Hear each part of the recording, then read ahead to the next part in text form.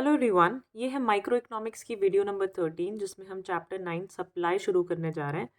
इस वीडियो को देखने से पहले आप एक बार डिमांड चैप्टर ज़रूर रिवाइज कर लेना, उसकी वीडियो देख लेना, क्योंकि दोनों चैप्टर के टॉपिक्स ऑलमोस्ट सेम हैं, न्यूमेरिकल्स तक सेम है। अगर आपको डिमांड समझ आ गया तो ये सप्लाई चैप्टर जो आपको 5 से 10 मिनट में खुद ही समझ आ जाएगा। सिर्फ दोनों चैप्टर में डिफरेंस क्या है? डिमांड जो है हम कंज्यूमर के नज़रिए से पढ़ते हैं और सप्लाई जो है प्रोड्यूसर करता है तो उसको प्रोड्यूसर के नज़रिए से समझते हैं। तो बस यही डिफरेंस है। बाकी जो कॉन्सेप्ट है कुछ भी इतना अलग नहीं है दोनों ही चैप्टर्स में। अगर आप डिमांड पहले देख लेंगे तो ये चैप्टर आपको लगेगा कि आता ही है जैसे। ठीक है, तो शुरू करते हैं। फर्स्ट, सप्लाई है क्या? सप्लाई का मतलब है it refers to the quantity of a commodity that a firm is willing and able to offer for sale at a given price during a given period of time. ये वो quantity है किसी भी product की, किसी भी commodity मतलब कुछ भी गुड्स एंड सर्विसेज जो एक कंपनी जो है विलिंग यानी इच्छुक है, इच्छा है उसकी देने की, एंड एबल भी है, एबिलिटी यानी योग्यता भी है, टू ऑफर फॉर सेल, वो उसको बेचना चाहती है किसी गिवन प्राइस पे एक पर्टिकुलर पीरियड ऑफ टाइम पे। ठीक है, एक कंपनी किसी भी प्रोडक्ट को बेचने के लिए तैयार है और बेच भी रही है किसी पर्टिकुलर प्राइस पे और पर्टिकुलर टाइम पे। उस प्रोडक्ट को, उस मतलब उस क्वांटिटी को हम सप्लाई कहते हैं। ठीक है, अब दो तरह की सप्लाई है। सबसे पहले individual supply, then market supply. Individual word से आपको समझ में आ जाएगा, ये एक इंडिविजुअल यानी एक इंडिविजुअल फर्म, एक कंपनी कितना सप्लाई कर रही है उसको कहते हैं। मार्केट सप्लाई का मतलब है मार्केट में सारी फर्म मिलकर कितना सेल कर रही हैं, कितना सप्लाई मार्केट में उन्होंने बनाया हुआ है। तो डेफिनेशन देखो, इंडिविजुअल सप्लाई क्या होता है? It is the quantity of a commodity that an individual firm is willing and able to offer for sale at a given price during a given period of time। तो यहाँ पे पूरी सिर्फ supply की definition में सिर्फ individual word add हो जाएगा, वो इंडिविजुअल सप्लाई की डेफिनेशन बन जाएगी। इसी तरह मार्केट सप्लाई में it is the quantity of a commodity that all the firms, यहाँ पे देखो ध्यान से, सारी फर्म जो है विलिंग है और एबल है एक कमोडिटी को ऑफर करने के लिए, सेल के लिए, during a given sorry in given price during a given period of time. ठीक है, आगे बढ़ते हैं। डिटर्मिनेंट्स ऑफ सप्लाई, बहुत सारी चीज़ें हैं, बहुत सारे फैक्टर्स हैं जिससे सप्लाई पर फ़र्क पड़ता है, उनको कहते हैं डिटर्मिनेंट्स ऑफ सप्लाई। ठीक है, तो सबसे पहले इंडिविजुअल सप्लाई के डिटर्मिनेंट्स पढ़ते हैं। एक प्रोड्यूसर है, वो एक प्रोड्यूसर मान लेते हैं, ठीक है, वो सप्लाई कर रहा है, राइट, वो प्रोडक्शन कर रहा है किसी भी चीज़ की, उसकी प्रोडक्शन, उसका आउटपुट, उसकी सप्लाई, कुछ भी मैं बोलूँ एक ही बात है, किस किस चीज़ पे डिपेंड करेगी? सबसे पहले प्राइस पे डिपेंड करेगी। उस कमोडिटी का, जो भी प्रोडक्ट मैं सप्लाई कर रही हूँ उसका प्राइस कितना है। अगर प्राइस ज़्यादा है, ठीक है, ध्यान से समझना इस बात को, अगर उस प्रोडक्ट का प्राइस ज़्यादा है तो मैं सप्लाई भी ज़्यादा करने की कोशिश करूँगी। ठीक है, क्यों ऐसा करूँगी? मुझे अगर अच्छा प्राइस मार्केट में अपने प्रोडक्ट का मिल रहा है तो मैं ज़्यादा बनाऊँगी ना उसको। ठीक है, ज़्यादा कमाना है क्योंकि मैं बिज़नेस कर रही हूँ। या इसको एक और तरीके से सोच सकते हो कि अगर कोई चीज़ आपको अच्छा पैसा कमा कर दे रही है, उसका प्राइस अच्छा मिल रहा है मार्केट में, तो जो लोग कोई नया काम खोलना चाहते हैं या काम को स्विच करना चाहते हैं, वो ये प्रोडक्ट की प्रोडक्शन शुरू करना चाहेंगे। क्यों? क्योंकि इसका अच्छा प्राइस मिल रहा है इस टाइम। ठीक है, तो लोग नए नए जो नए नए प्रोड्यूसर्स हैं, नए नए फर्म लेकर इस प्रोडक्ट को बनाना शुरू कर देंगे। क्यों? क्योंकि इसका प्राइस बहुत अच्छा है मार्केट में। तो क्या होगा? अल्टीमेटली सप्लाई जो है बढ़ जाएगी। तो प्राइस जब भी किसी प्रोडक्ट का बढ़ता है उसकी सप्लाई भी बढ़ जाती है। नए प्रोड्यूसर्स भी ज्वाइन कर लेते हैं या करंट प्रोड्यूसर्स भी कमाने के लिए अपना पैसा मतलब सप्लाई बढ़ा देते हैं, राइट। तो प्राइस ऑफ अ कमोडिटी अगर बढ़ता है तो सप्लाई बढ़ जाती है, प्राइस अगर कम होता है तो सप्लाई भी कम हो जाती है। इसी का वाइस वर्सा उल्टा देखना क्या है। प्राइस अगर कम हो गया, मैं कोई भी चीज़ बना रही थी, वो मान लो 100 रुपये की बिक रही थी, अब उसका प्राइस जो है वो लेट्स से 60 रुपीज़ रह गया, तो मेरा तो 40 रुपये का यहाँ पे नुकसान हो रहा है, नुकसान या कह लो या कम प्रॉफिट हो गया। तो मैं क्या करूँगी? मेरे मन में आएगा कि यार ये काम को छोड़ के लेट्स से स्विच कर लो, कोई और काम कर लेते हैं। तो जो एग्जिस्टिंग प्रोड्यूसर्स है ना, वो भी काम छोड़ के चले जाएंगे, यानी कोई और काम या कोई और प्रोडक्ट बनाना शुरू कर देंगे। तो जब भी प्राइस कम होता है, सप्लाई भी मार्केट में कम हो जाती है, क्योंकि एग्जिस्टिंग जो प्रोड्यूसर्स हैं वो भी सप्लाई को कम कर देते हैं कि यार इसमें तो मार्जिन मिल नहीं रहा, मार्जिन मीन्स प्रॉफिट इतना आ नहीं रहा, तो इसकी सप्लाई को कम कर दो। ठीक है, जिस चीज़ में नुकसान हो रहा है एक बिजनेसमैन क्या करेगा, उसको नहीं करेगा। तो इससे हमें क्या पता चलता है, जो प्राइस है अगर बढ़ेगा सप्लाई बढ़ेगी, प्राइस कम होगा सप्लाई कम होगी, यानी प्राइस और सप्लाई का डायरेक्ट रिलेशन है। डिमांड चैप्टर में प्राइस और डिमांड का जो रिलेशन है वो इन्वर्स रिलेशन है, उल्टा रिलेशन। प्राइस बढ़ता है डिमांड कम हो जाती है, प्राइस कम होता है डिमांड बढ़ जाती है। पर इसमें दोनों का डायरेक्ट रिलेशन है, पॉजिटिव रिलेशन है, एक बढ़ेगा दूसरा भी बढ़ेगा, एक कम होगा दूसरा भी कम होगा, ये आपको डिफरेंस ध्यान रखना है। नेक्स्ट पॉइंट पे आते हैं। दूसरी चीज़ जिससे सप्लाई पे फ़र्क पड़ता है is price of other goods. दूसरे सामान जो है मार्केट में उनका प्राइस क्या है। अगर दूसरे सामान का प्राइस ऑफ अदर गुड्स जो है बढ़ गया तो सप्लाई ऑफ मेन गुड जो है कम हो जाएगी। इसको ध्यान से समझना। अगर दूसरे सामान का प्राइस जो है बढ़ जाएगा तो जितने भी प्रोड्यूसर्स इसको बना रहे हैं, जो नहीं भी बना रहे हैं, वो भी इसी प्रोडक्ट को बनाने लगेंगे, क्योंकि इसमें अच्छा मार्जिन मिल रहा है, यानी अच्छा प्रॉफिट मिल रहा है, ये अच्छे दाम पे बिक रहा है मार्केट में। तो होगा क्या, जो मेन गुड की सप्लाई है वो कम हो जाएगी, लोग इस पे शिफ्ट हो जाएंगे। ठीक है, तो किसी भी सामान का प्राइस बढ़ जाता है तो उसकी सप्लाई बढ़ जाती है। क्यों? क्योंकि नए प्रोड्यूसर्स जो, अब ये सारी चीज़ों को आपको प्रोड्यूसर के नज़रिए से सोचना है। ठीक है, एज अ कंज्यूमर नहीं सोचना। ये सप्लाई चैप्टर है, सप्लाई प्रोड्यूसर करता है, तो प्रोड्यूसर मान लो अपने आप को और फिर सोचो तो अच्छे से समझ में आएगा। तो जो बाकी गुड्स का प्राइस अगर कम होगा, अगर मान लो कि चीज़ें जो हैं वो प्राइस उनका कम हो गया है, तो मेन गुड की सप्लाई जो है वो बढ़ जाएगी। क्यों?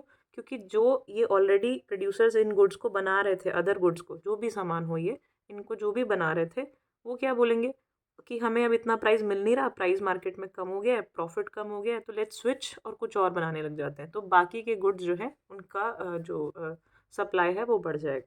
ठीक है, अब तीसरा पॉइंट देखो, price of factors of production और इनपुट्स। अगर फैक्टर ऑफ प्रोडक्शन क्या क्या होते हैं, जैसे रॉ मटेरियल, फ्यूल, पावर, जितनी भी चीज़ें, लेबर वगैरह, ये जितनी भी चीज़ें आप यूज़ करते हो प्रोडक्शन करने के लिए, उनको फैक्टर्स ऑफ प्रोडक्शन कहते हैं या इनपुट बोलते हैं, जो हम मतलब कंपनी में लगा रहे हैं टू गेट आउटपुट। ठीक है, आउटपुट पाने के लिए। तो अगर प्राइस ऑफ इनपुट जो है बढ़ जाता है, यानी रॉ मटेरियल महंगा हो जाता है, पावर, फ्यूल, ये जो है बिजली वगैरह ये महंगी हो जाती है, तो सप्लाई ऑब्वियसली कम होगी। क्यों? क्योंकि मेरा खर्चा बढ़ गया, अब मैं उतना सप्लाई नहीं कर पाऊंगी, उतना प्रोडक्शन नहीं कर पाऊंगी जितना पहले कर रही थी। इसी तरह अगर इनपुट का प्राइस कम हो जाता है, यानी रॉ मटेरियल वगैरह सस्ता हो जाता है, तो मैं ज़्यादा सप्लाई कर सकती हूँ। तो फैक्टर्स ऑफ प्रोडक्शन पे के प्राइस पे भी डिपेंड करता है कि सप्लाई कैसी होगी। नेक्स्ट आता है स्टेट ऑफ टेक्नोलॉजी। अगर आपके पास एडवांस टेक्नोलॉजी है तो आपकी सप्लाई अच्छी होगी, ज़्यादा होगी। क्यों? क्योंकि टेक्नोलॉजी जितनी अपडेटेड होती है उतना ही जल्दी जल्दी काम करती है, टाइम बचाती है। राइट?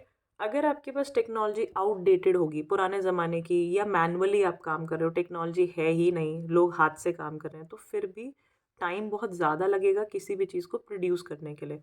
तो ऐसे केस में सप्लाई जो है वो कम होगी। ठीक है, नेक्स्ट देखते हैं गवर्नमेंट पॉलिसी। गवर्नमेंट की क्या पॉलिसी है टैक्स और सब्सिडीज़ को लेकर। अब टैक्स क्या है, सब्सिडी क्या है, इसको पहले समझ लेते हैं। टैक्स वो है जो हम जब पैसा कमाते हैं, जब लोग या कंपनी जितने भी हैं, जितनी भी चीज़ें हैं इंडिया में, कंट्री में, वो जब पैसा कमाते हैं तो उसका कुछ पार्ट, कुछ परसेंटेज गवर्नमेंट को देते हैं एज टैक्सेस। ठीक है, तो हम जो गवर्नमेंट को दे रहे हैं वो टैक्स हुआ। और सब्सिडीज़ क्या हुई, जो गवर्नमेंट हमें दे रही है। मान लेते हैं कि जैसे जो नेसेसिटी आइटम्स हैं, जैसे कि बहुत ज़रूरी हैं, गवर्नमेंट को लगता है इन्वायरमेंट के लिए बहुत अच्छे हैं, तो ऐसे प्रोडक्ट्स या ऐसी चीज़ों पे आप काम करते हो तो गवर्नमेंट आपको सब्सिडी प्रोवाइड करती है, यानी कुछ पैसे खुद से देती है जस्ट टू प्रमोट, जो आप कर रहे हो उसको प्रमोट करने के लिए, या बेसिक फैसिलिटीज़ प्रोवाइड करने के लिए। जैसे एलपीजी सिलेंडर्स पे गवर्नमेंट जिस रेट पे सिलेंडर्स मिलते हैं उससे कम रेट पर आपको अवेलेबल कराती है और बाकी का पैसा खुद देती है, तो दैट इज़ सब्सिडाइज्ड रेट, यानी सब्सिडीज़ प्रोवाइड कर रही है वो आपको। तो टैक्सेस और सब्सिडीज़ को मैक्रो इकोनॉमिक्स में अच्छे से पढ़ेंगे, अभी के लिए बस इतना ही जान लो। गवर्नमेंट पॉलिसीज़ क्या है, टैक्सेस अगर मान लो गवर्नमेंट ने बढ़ा दिए, टैक्सेस बढ़ा दिए, यानी हमें अब गवर्नमेंट को ज़्यादा पैसा देना पड़ेगा, मान लो मैं प्रोड्यूसर हूँ, कोई कंपनी हूँ, मैं जितना कमा रही हूँ अब ज़्यादा पैसा जो है सरकार के पास जा रहा है, तो मेरा तो खर्चा बढ़ गया, तो सप्लाई मैं कम कर पाऊँगी। ठीक है। ऐसे ही अगर टैक्सेस जो है कम कर दिए गवर्नमेंट ने, पहले बोला कि अच्छा तुम 20% टैक्स देते थे अब 10 दो, ठीक है, मान लेते हैं, एग्जाम्पल दे रही हूँ कि अब 10% हो गया, तो जो 10% का जो गिरावट आई है, जो कम हुआ है, वो 10% बचेगा, तो मैं उससे और सप्लाई कर सकती हूँ, यानी प्रोडक्शन तैयार कर सकती हूँ। तो टैक्सेस कम हो गए तो सप्लाई बढ़ जाएगी, राइट। इसी तरह सब्सिडीज़ अगर बढ़ गई, गवर्नमेंट ने बोला हम आपको एक्स्ट्रा पैसा देना है, सब्सिडीज़ का रेट बढ़ा दिया, तो मेरी सप्लाई बढ़ जाएगी, क्योंकि मेरा पैसा कौन पे कर रहा होगा, गवर्नमेंट पे कर रही होगी कुछ पार्ट। ठीक है। सब्सिडीज़ अगर कम हो गई, गवर्नमेंट पहले हेल्प कर रही थी, फाइनेंशियल हेल्प प्रोवाइड कर रही थी, अब उसने बोला या तो मैं कम करूँगी या नहीं करूँगी, गवर्नमेंट ने मना कर दिया, तो सप्लाई जो है आपकी कम हो जाएगी, क्योंकि आपका खर्चा ऑब्वियसली बढ़ गया है, राइट। अगला पॉइंट देखते हैं, goals objectives of the firm. Firm का यानी कंपनी का मकसद क्या है, गोल क्या है, ऑब्जेक्टिव क्या है। अगर गवर्नमेंट नहीं, अगर फर्म यानी कंपनी चाहती है कि प्रॉफिट ज़्यादा से ज़्यादा हो, प्रॉफिट मैक्सिमाइजेशन उसका एकमात्र गोल है, तो सप्लाई ज़्यादा करेगी। ठीक है। सिंपल सी बात है, जब आपके मार्केट में सप्लाई होगी, जब मार्केट में प्रोडक्ट बिक रहा होगा, धड़ाधड़ बहुत ज़्यादा मिल रहा होगा, तो प्रॉफिट भी अच्छा खासा आएगा, क्योंकि वो मार्केट में दिखेगा तो लोग खरीदेंगे, राइट। अगर आपका मोटिव है एनहांस स्टेटस एंड प्रेस्टीज, यानी आपको अपनी गुडविल पे काम करना है, गुडविल मतलब अपनी पहचान बनानी है, अपनी वैल्यू क्रिएट करनी है, आपको प्रॉफिट से इतना मतलब नहीं है, तो आप उस हिसाब से सप्लाई को चेंज करोगे, कम ज़्यादा डजेंट मैटर कि क्या कितना करना है, बट अगर प्रेस्टीज और स्टेटस पे काम करना है, गुडविल पे काम करना है, तो सप्लाई जो है उस हिसाब से चेंज होगी। ठीक है। तो कहने का मतलब है कि गोल क्या है, प्रॉफिट कमाना है तो सप्लाई बढ़ा दो, लेकिन और कुछ गोल है, इसके अलावा कुछ और गोल है, तो सप्लाई जो है उस हिसाब से आप मैनेज करोगे। अब ये तो थे इंडिविजुअल सप्लाई के डिटर्मिनेंट्स, अब हम पढ़ते हैं मार्केट सप्लाई के डिटर्मिनेंट्स, यानी कि पूरी की पूरी मार्केट की सप्लाई किस पर डिपेंड करती है। तो सबसे पहला पॉइंट है number of firms in the market. अगर किसी प्रोडक्ट की मार्केट में फर्म्स यानी कंपनी ज़्यादा हैं, बहुत सारे प्रोड्यूसर्स हैं, तो उसकी सप्लाई भी ज़्यादा होगी, क्योंकि वो प्रोडक्ट हर कोई बना रहा होगा। ठीक है। अगर उसकी फर्म्स जो है कम होंगी तो सप्लाई भी कम होगी। ठीक। नंबर ऑफ फर्म्स यानी प्रोड्यूसर्स, मान लो एक या दो प्रोड्यूसर्स ही प्रोड्यूस कर रहे हैं उस सामान को, तो सप्लाई कम होगी, कहीं कहीं आपको देखने को मिलेगा वो किसी किसी मार्केट में या किसी किसी जगह पे। इसके बाद नेक्स्ट पॉइंट है future expectations regarding price. Price को लेकर हमारी फ्यूचर से क्या उम्मीदें हैं, क्या एक्सपेक्टेशन है। मान लेते हैं कि इट इज़ एक्सपेक्टेड कि प्राइस जो है किसी प्रोडक्ट का बढ़ जाएगा फ्यूचर में। मान लो मैं बोलती हूँ कि ये प्रोडक्ट जो है 1 महीने बाद महंगा हो जाएगा, तो अभी क्या होगा, अब कंज्यूमर की तरह नहीं सोचना है, प्रोड्यूसर की तरह सोचना है। मुझे पता है कि मैं जो प्रोडक्ट बना रही हूँ वो 1 महीने बाद महंगा होने वाला है, उसका प्राइस बढ़ जाएगा मार्केट में, अभी 100 का बिक रहा है तो बाद में 1 महीने बाद 200 का बिकेगा। तो मैं करंटली क्या करूँगी, अभी क्या करूँगी, सप्लाई को कम कर दूँगी।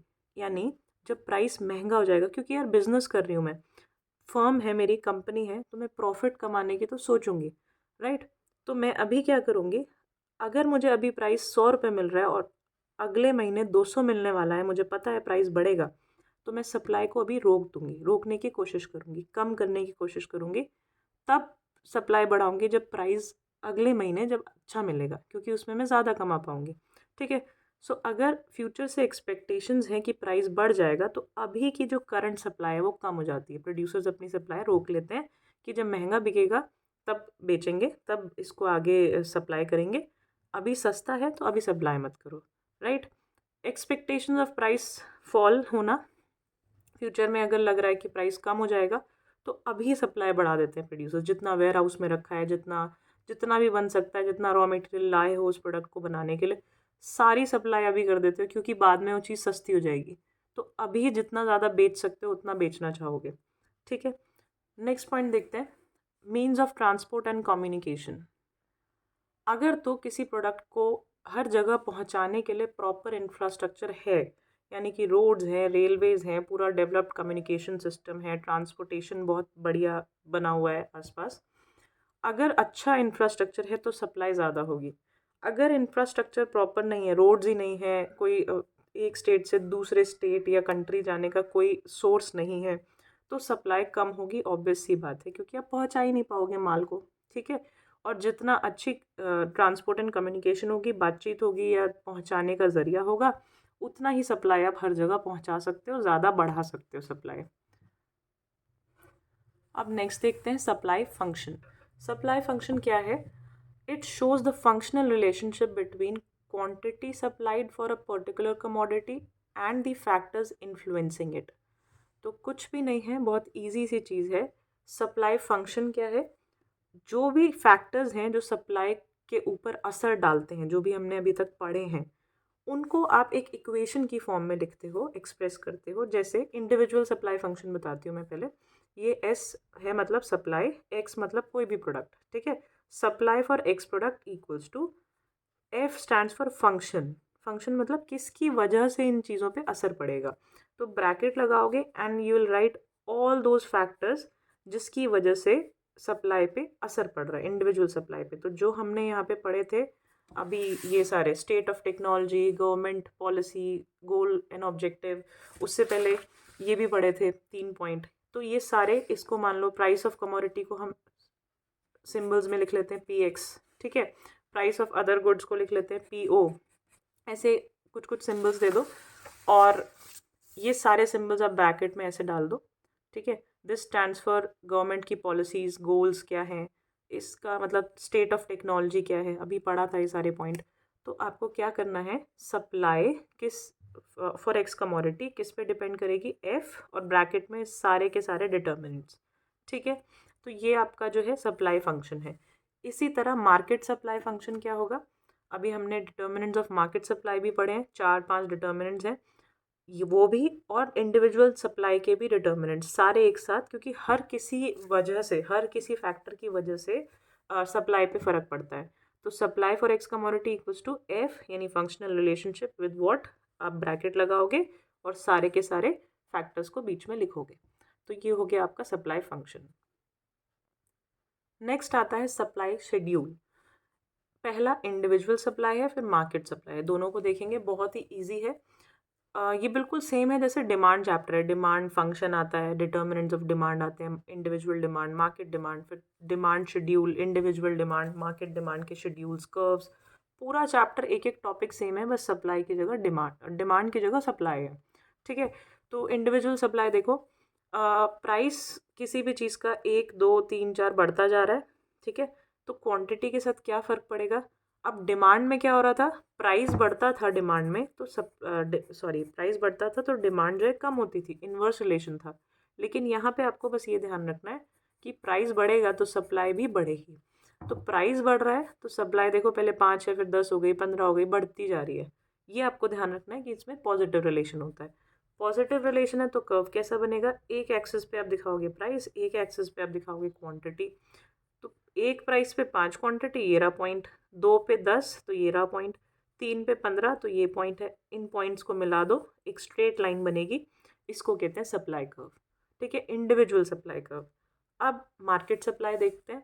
मार्केट सप्लाई में अब हम, मार्केट में तो बहुत सारे प्रोड्यूसर्स हैं, तो हम हर एक प्रोड्यूसर, 1000 फर्म्स हैं, करोड़ फर्म्स हैं, तो उनको नहीं दिखा सकते। तो हमने कोई भी 2 फर्म्स को, इमेजिनरी फर्म्स को उठाया है, कंपनी को, और मान के चलते हैं कि उनकी सप्लाई इतनी है। ठीक है, जस्ट आपको समझाने के लिए। तो प्राइस जो है 1 से 2, 2 से 3 ऐसे बढ़ता जा रहा है। इंडिविजुअल सप्लाई ऑफ फर्म ए, पहली फर्म है, उसकी सप्लाई मान लो ये रही 5, 10, 15, उसने जैसे जैसे प्राइस बढ़ा उसने सप्लाई बढ़ाई है। तो दूसरी फर्म है, उसकी सप्लाई कुछ और होगी, वो भी बढ़ाएगी, जैसे जैसे प्राइस बढ़ेगा उसके प्रोडक्ट का वो सप्लाई बढ़ाएगी। तो 10, 20, 30, 40, 50 इस तरह बढ़ा रही है। अब मार्केट सप्लाई क्या होता है, सारी सप्लाई का सम टोटल। ठीक है, टोटल कर दो, तो सबको प्लस कर दिया, ये मार्केट सप्लाई का कॉलम आ गया। 5 + 10 15, 10 + 20 30। ठीक है। तो अब आपको इनसे कोई काम नहीं है, मार्केट सप्लाई आपको यहाँ पे मिल गई है। कहने का मतलब है सारी जितनी भी प्रोडक्शन यूनिट्स हैं, जितनी भी फर्म्स हैं, उन सब की सप्लाई को प्लस कर दो, मार्केट सप्लाई आ जाती है। राइट। तो एक प्राइस पे 15, 2 पे 30, तो ऐसे आप पॉइंट्स लगाओगे, एक प्राइस पे 15, 2 पे 30, तो थोड़ा सा और स्लांट मिलेगा आपको। इस तरह से supply curve, market supply curve आपको मिलेगा। ये सिंगल का था, ए फॉर्म, ये बी फॉर्म, दोनों को मिला दिया, थोड़ा सा और आगे ग्राफ बनेगा ये वाला मार्केट सप्लाई। ठीक है, आगे बढ़ते हैं। Slope of supply curve.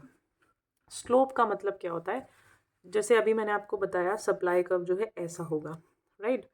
अब ऐसा होगा यानी अपवर्ड स्लोपिंग होगा, लेकिन इसमें भी कैसा स्लोप होगा यानी तिरछापन कैसा होगा ग्राफ का, कैसे हो सकता है, देखो ऐसा भी हो सकता है, ऐसा भी हो सकता है, ऊपर ही जा रहा है, अपवर्ड स्लोपिंग है, लेकिन कितना ज़्यादा स्टैंडिंग ज़्यादा है, लेटा हुआ ज़्यादा है, तो स्लोप कहते हैं कितना तिरछा है, जो लाइन है, जो ग्राफ बन रहा है वो कितना तिरछा है, राइट।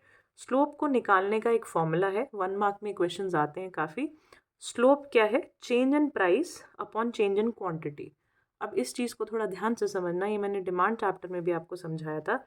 ये जो लाइन बनती है ना ग्राफ, जब भी आप ग्राफ बनाते हो, कोई भी यहाँ पे कर्व बनेगा, ठीक है, वो किस बेसिस पे बनता है कि आप यहाँ पे और इस एक्सिस में, दोनों साइड की एक्सिस में कितना कितना चेंज कर रहे हो। अगर आप यहाँ ज़्यादा चेंज कर रहे हो और यहाँ कम चेंज आ रहा है, ठीक है, तो अलग तरह का ग्राफ बनेगा, ऐसा कुछ बनेगा। अगर आप यहाँ ज़्यादा मतलब ऐसा, सॉरी, अगर आप यहाँ ज़्यादा चेंज कर रहे हो, यहाँ कम चेंज कर रहे हो, तो ऐसा। यानी स्लोप कहने का मतलब ये है कि जो स्लोप है, तिरछापन है इस ग्राफ का, वो इनके चेंजेस के ऊपर डिपेंड करता है, इनके प्रपोर्शन, किस प्रपोर्शन में ये दोनों चेंज हो रहे हैं, ठीक है। तो वही जो है फॉर्मूला बन गया है, चेंज इन प्राइस, यानी यहाँ पे आप प्राइस दिखाओगे तो चेंज इन प्राइस यहाँ आ गया, इसमें कितना चेंज आ रहा है इस एक्सिस पे, और चेंज इन क्वांटिटी, यहाँ पे आप क्वांटिटी दिखाते हो तो यहाँ पे कितना क्वांटिटी में चेंज आ रहा है, ठीक है। तो यहाँ से कितना आगे गया है, यहाँ से कितना आगे गया है, वो दोनों को रेशियो जो है वो आपका स्लोप होगा, ठीक है। नेक्स्ट हम बात करेंगे लॉ ऑफ सप्लाई की। जैसे हमने लॉ ऑफ डिमांड पढ़ा था, इसी तरह लॉ ऑफ सप्लाई यानी सप्लाई का एक नियम है। क्या नियम है, it states that there is a direct relationship between price and quantity supplied keeping the other factors constant. बहुत ही सिंपल सा नियम है कि ये कहता है कि प्राइस और सप्लाई पे के बीच में डायरेक्ट रिलेशन होता है, जो हम ऑलरेडी पढ़ चुके हैं। कैसे, कब होता है, keeping the other factors constant, बाकी सारी चीज़ें जितने भी फैक्टर्स हमने पढ़े हैं उन सबको अगर सेम रखें, कांस्टेंट रखें, उनको चेंज ना करें। कौन से फैक्टर्स, जो हम इतने सारे ये डिटर्मिनेंट्स पढ़े थे ना, इनमें से सिर्फ प्राइस को चेंज कर रहे हैं, बाकी सारे फैक्टर्स, जो ये सारे फैक्टर्स थे, इनको हम चेंज नहीं कर रहे हैं, अदर फैक्टर्स को कांस्टेंट रख रहे हैं। तो क्या होता है, सप्लाई और प्राइस के बीच में डायरेक्ट रिलेशन है, पॉजिटिव रिलेशन है, ठीक है। अब आगे पढ़ते हैं इसको, कुछ एजम्पशंस हैं।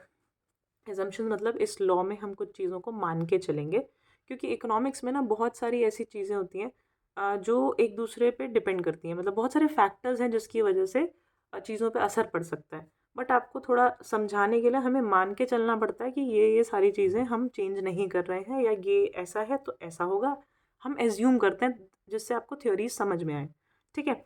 सो एजम्पशंस मान के चलते हैं क्या, कि price of other goods is constant, बाकी जो चीज़ों का प्राइस है वो कांस्टेंट है। ये इसी लाइन की बातें हैं कि सारे फैक्टर्स कांस्टेंट होंगे, तो सारे फैक्टर में एक फैक्टर है अदर गुड्स का प्राइस सेम रहेगा, कांस्टेंट रहेगा, कि स्टेट ऑफ टेक्नोलॉजी सेम रहेगी, price of factors of production same रहेगा, टैक्सेशन पॉलिसी या सब्सिडीज़ के रेट में कोई चेंज नहीं आएगा, goal and preference of producer जो है वो भी सेम रहेगा। मतलब जितने भी पॉइंट्स हैं वो सब सेम रहेंगे जो हमने डिटर्मिनेंट्स पढ़े थे, सिर्फ प्राइस चेंज हो रहा है, ठीक है। तो वही बन गई आपकी एजम्पशंस। अब देखते हैं इसका कर्व कैसा होगा। सेम वही शेड्यूल, प्राइस बढ़ता जा रहा है, क्वांटिटी बढ़ती जाएगी। तो इन पॉइंट्स को आप जब प्लॉट करोगे ग्राफ पे तो आप देखोगे कि सप्लाई कर्व जो है ऐसे अपवर्ड स्लोपिंग बन रहा है, ठीक है। ये कर्व हो गया, ये शेड्यूल हो गया, डेफिनेशन एंड एजम्पशन, ये पूरा लॉ ऑफ सप्लाई जो है कंप्लीट होता है। लेकिन इस लॉ ऑफ सप्लाई में कुछ एक्सेप्शंस हैं। एक्सेप्शन मतलब इन चीज़ों पे, ये इन कंडीशंस पे ये लॉ काम नहीं करता है। तो सबसे पहली क्या है एक्सेप्शन, फ्यूचर एक्सपेक्टेशंस। फ्यूचर से हमारी क्या एक्सपेक्टेशंस है, देखो अगर हमें लग रहा है कि फ्यूचर में जो है प्राइस किसी चीज़ का कम होने वाला है, तो लॉ ऑफ सप्लाई कुछ भी कहता रहे, लोगों पे असर नहीं पड़ेगा, मतलब प्रोड्यूसर्स पे असर नहीं पड़ेगा। फ्यूचर में अगर प्राइस कम हो जाएगा किसी प्रोडक्ट का तो प्रोड्यूसर अभी सप्लाई बढ़ा देगा, ठीक है। ऐसे ही फ्यूचर में अगर एक्सपेक्टेड है कि प्राइस जो है बढ़ जाएगा तो प्रोड्यूसर सप्लाई जो है कम कर देगा। अभी की, दिस इज़ करंट सप्लाई, ठीक है। करंट सप्लाई कम कर देगा, चाहे लॉ ऑफ सप्लाई के हिसाब से प्राइस बढ़ेगा, कुछ भी लॉ ऑफ सप्लाई कुछ भी बोलता रहे, फ्यूचर में एक्सपेक्टेड है ये होने वाला है, तो प्रोड्यूसर अभी उस हिसाब से काम करेगा, राइट। एग्रीकल्चरल गुड्स के साथ ये लॉ काम नहीं करता है। एग्रीकल्चरल गुड्स जो नेसेसिटी गुड्स हैं, जो बिकते ही बिकते हैं हर टाइम, उन पे प्राइस मतलब कोई फ़र्क नहीं डालता है। प्राइस अगर बढ़ता है तो भी सप्लाई उतना करना ही पड़ेगा। क्यों? क्योंकि उनको आप ऐसे नहीं कर सकते कि आप अभी सप्लाई रोक दो, नहीं तो एग्रीकल्चरल प्रोडक्ट्स हैं, ख़राब हो सकते हैं, पेरिशेबल हैं, जल्दी ख़राब हो सकते हैं। आप मतलब ज़्यादा दिन तक उसको स्टोर नहीं कर सकते। तो एग्रीकल्चर गुड्स के साथ ये लॉ ऑफ सप्लाई काम नहीं करता है। पेरिशेबल गुड्स, फ्रूट्स, वेजिटेबल्स के साथ भी काम नहीं करता है। Rare articles like painting of Mona Lisa, ऐसे ऐसे कुछ कुछ ऐसी चीज़ें हैं जो बहुत रेयर हैं, उनके साथ भी लॉ ऑफ सप्लाई काम नहीं करेगा। लॉ ऑफ सप्लाई क्या कहता है? प्राइस बढ़ेगा तो सप्लाई बढ़ जाएगी। बट जब रेयर आर्टिकल है तो सप्लाई कैसे बढ़ाओगे? रेयर आर्टिकल का मतलब ही ये होता है कि वो बहुत रेयरली मिल रहा है, कम मिल रहा है, तो सप्लाई बढ़ाना और कम करने का तो खुद कुछ लॉजिक ही नहीं है इस बात में, ठीक है। इसके अलावा बैकवर्ड कंट्रीज़ जो हैं, उनमें ये लॉ काम नहीं करता है। अब बैकवर्ड कंट्रीज़ का मतलब है इकोनॉमिकली वीक है, यानी कि उनके पास रिसोर्सेज इतनी नहीं है कि वो प्रोडक्शन कर पाए। तो मान लेते हैं अगर प्राइस उस कंट्री में उस प्रोडक्ट का बढ़ रहा है, तो वो सप्लाई बढ़ा ही नहीं सकती क्योंकि उनके पास रिसोर्सेज कम है, तभी तो बैकवर्ड है, ठीक है।